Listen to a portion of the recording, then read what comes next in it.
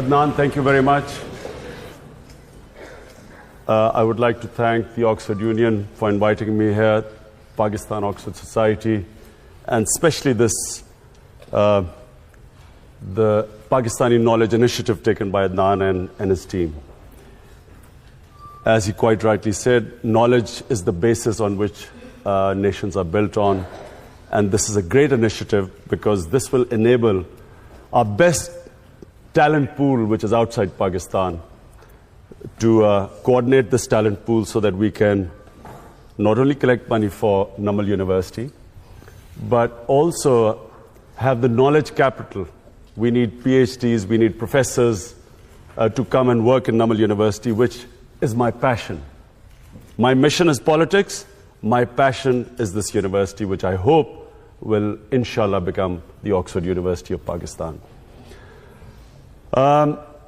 The topic today is leadership, and I'm conscious today because my two boys are here, and I don't want them to be bored, so I'll try and be very crisp today, because the first time they've come to hear me. Leadership. All of us have the ability to be leaders. Everyone has the potential to become a leader. What makes a leader? The first and foremost is the vision.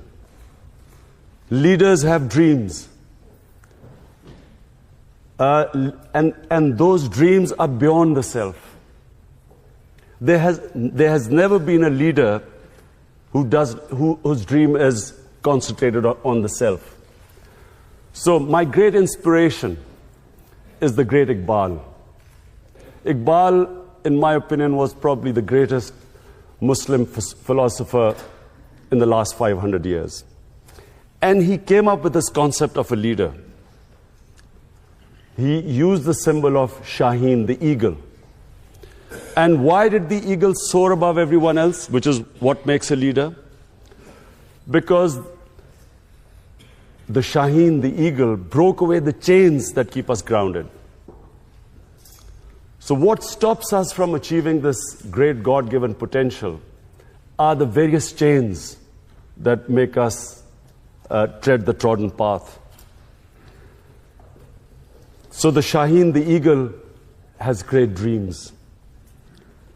The difference is not talent, difference is not education. Difference is that a leader dreams what others are scared to dream of. Dream the impossible. And then that dream is, as I repeat, is not based on the self. They always think bigger than themselves. It's either their nation, their society, and then they struggle to achieve that dream. Now, the quality that distinguishes leaders is their ability to take pressure. Winston Churchill became a leader in Britain.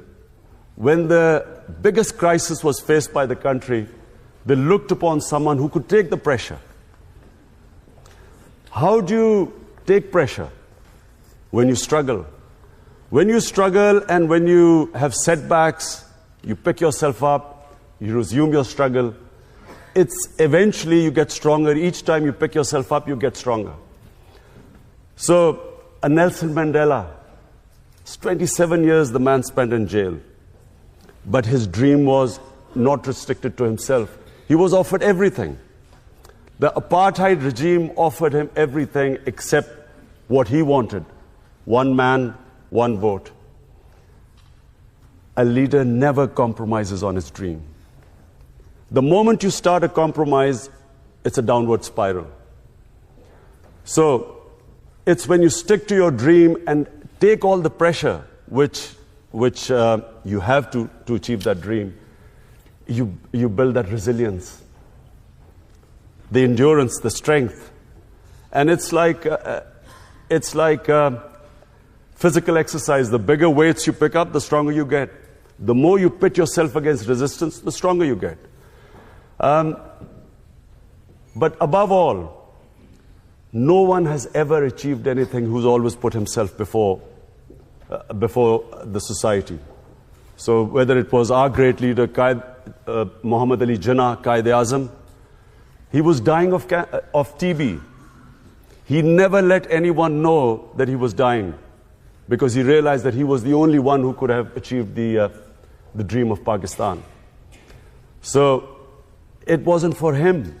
The dream for Pakistan was not for himself because he was already dying of cancer, of TB. The dream was something beyond the self. And so was Gandhi, another great leader. Mandela, our Prophet, peace be upon him, the greatest leader. When he struggled for 13 years, every hardship he faced in these 13 years. And eventually when he headed the state of Medina, and all the hardships they faced, but when he was in the 10 years when it was at the peak of his power, the famous address at Arafat, where 100,000 people standing and him addressing them from the Mount of Arafat. And he asked the people, can you bear witness in front of God that I have conveyed his message to you? So the 100,000 people said yes. And then people started crying. They started crying because they realized that he had just come to deliver a message. The objective was not power. He still lived in that little house, which was that Masjid al-Nabi, the little few rooms which he had when he came with nothing. So it was never for the self. And the moment he had achieved his mission, everyone cried because they knew that he was going to go. Similarly, if you look at any big name, they had a bigger vision. So number one is the vision. Number two, a leader can only achieve his mission if he conquers his fears. The biggest impediment in the way of people achieving their mission is that they get scared. They get scared of humiliation, failure. A lot of people don't attempt things because they're scared that people will laugh at them. People get scared because they're scared they'll lose their livelihood. I'll lose my job, I might not get a better job, and so they don't take a risk. And then, of course, above all, the greatest fear of death. That stops people from chasing their dreams. So fear is the biggest impediment in the way, not just of someone becoming a leader, but from anyone achieving their potential in life. It's fear that stops us along the way, makes us compromise. In my 13 years in politics, so many times, in 16 years in politics, so many times, I was offered compromises to become part of a government, accept something less. There's always a temptation during bad times to accept something lesser than your dream. And that's where the downward slide, as I said, starts. So fear is, you get scared along the way, people will say you can't do it. The moment you accept in your mind that you can't do it, you won't do it. As long as you do not accept defeat, failure cannot defeat you. You only lose when you give up. As long as you keep pursuing your dream, every setback is a time to analyze where you went wrong.